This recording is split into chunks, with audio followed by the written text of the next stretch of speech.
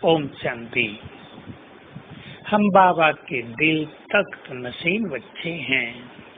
बाबा के दिल तख्त पर हमारा अधिकार है।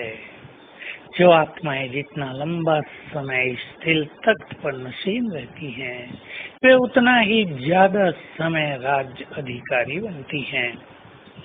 ऐसा नहीं कि जो एक बार भगवान के दिल पर बैठ गया तो सदा ही बैठा रहेगा। यदि कोई भी अपवित्रता आती है, यदि वो यज्ञ में विघ्न डालते हैं, यदि वो बाबा के कार्यों को अपना कार्य नहीं समझते, यदि उनमें अहम आ जाता है, तो वो आत्माएं स्वतः ही दिल तक से नीचे उतर आती हैं, मिट्टी में आ जाती हैं। भगवान की छत्र छाया उनसे हट जाती है। वो भले ही बहुत खुश हों कि हमने बहुत पैसा इकट्ठा कर लिया, हमने इसको धोखा दे दिया, देखा हम कितने तेज बुद्धि हैं, परंतु भगवान ऐसी आत्माओं को पसंद नहीं करते।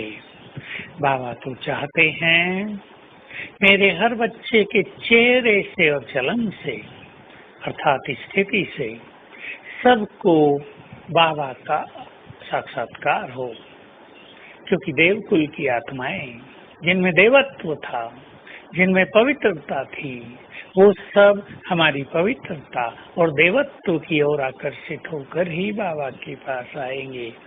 ज्ञान सुनाना भी उत्तम चीज है, परंतु बहुत सारी आत्माएं केवल ज्ञान सुनकर ही नहीं आ पाती, क्योंकि उसमें उनको बुद्धि का अभिमान आड़े आता है। परंतु यदि वो हमारा चेहरा खुशनुमा देखते हैं, जब वो देखते हैं कि कार्य क्षेत्र में तो ये भी हैं, लेकिन बहुत सरल चित्त हैं, जब वे देखते हैं कि इसी दुनिया में ये भी रहते हैं जो तनाव और समस्याओं से भरी हुई दुनिया है, लेकिन ये तनाव मुक्त हैं, बहुत रिलैक्स हैं, वो देखते हैं कि उल्टी सीधी बातें तो इनके जीवन में भी आती हैं, पर ये कभी अपनी खुशी को नहीं छोड़ते, तो आत्माओं को आकर्षण होता है। उन्हें प्रतीत होगा यही हमारा उचित स्थान है, और इस तरह सेवाएं भी बढ़ती जाएंगी। चाहे आप गीता पाठशाला चलाते हैं, चाहे कहीं आप सेवा के निमित्त हैं, चाहे आप अपने लौकिक में हैं, लेकिन याद रखेंगे आपका खुशनुमा चेहरा, तनाव मुक्त चेहरा, सरलता से और पवित्रता से भरपूर चेहरा देवकुल की आत्माओं को आकर्षित करेगा, आपके परिवार का भी कल्याण करेगा।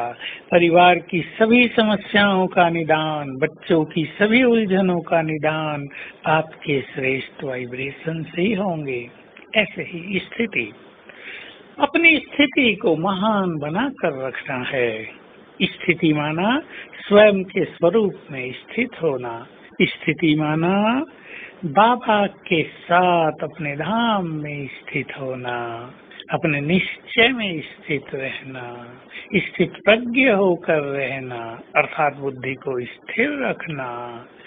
ये सब चीजें हमारी स्थिति को महान बनाने वाली हैं, और बिल्कुल सरल स्वरूप अशरीरी होने का अभ्यास करना, अपने आत्मिक स्वरूप में स्थित होना, और साथ साथ आत्मिक स्वरूप का ही दूसरा स्वरूप है श्रेष्ठ स्वमान में स्थित रहना। स्वमान में स्थित रहना कंपैरेटिवली बहुत ही इजी है, केवल हम स्वीकार करते चलें, मैं कल्प कल्प का विजयी हूँ, तो विजय सरल होती जाएगी। मैं एक महान आत्मा हूँ, तो महानताएं जीवन में समाती जाएंगी। मैं पवित्रता की देवी हूँ, पवित्रता जीवन का श्रृंगार बनती जाएगी। मैं तो मास्टर सर्वशक्तिवान हूँ, तो शक्तियों से हम संपन्न होते जाएंगे। तो सभी अपनी स्थिति पर भी बहुत ध्यान देंगे, और अपनी खुशी जो चेहरे से झलकती है उस पर भी बहुत ध्यान देंगे।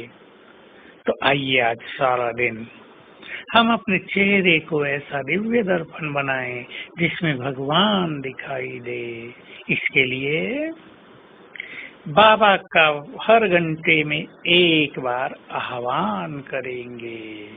हमारे आह्वान करते ही बाबा आ जाएंगे, उनको उतरते हुए देखेंगे, बाप दादा दोनों को, और अनुभव करेंगे कि आते ही उन्होंने अपना वरदानी हाथ मेरे सिर पर रख दिया है और मुझे दृष्टि दे रहे हैं और कह रहे हैं, वाह बच्चे वाह।